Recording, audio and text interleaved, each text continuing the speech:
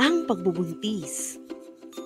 Kung ang isang babae ay nagbubuntis ng 9 na buwan sa kanyang supling, alam niyo ba na merong mga hayop kung mabuntis ay sagad?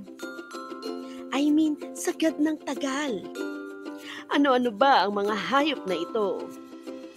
Walruses ay isang penitents na katulad ng mga sea lion. Nagbubuntis sila ng 15 to 16 months. Rhinoceros ay nabubuntis na tumatagal ng 15 to 18 months pero sila ay critical endangered na kaya mas dapat natin silang bigyang pansin at pahalagan. Velvet worm, ito ay nag-iisang maliit na hayop na nagbubuntis ng matagal na panahon at tumatagal ng 15 months.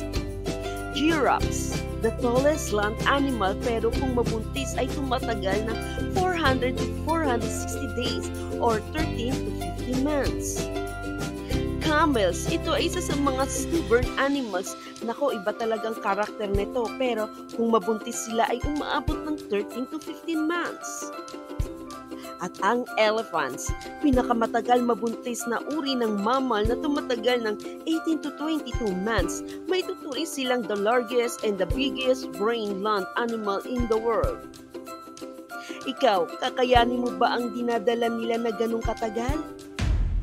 Nagustuhan niyo po ba ang ating kwento ngayon?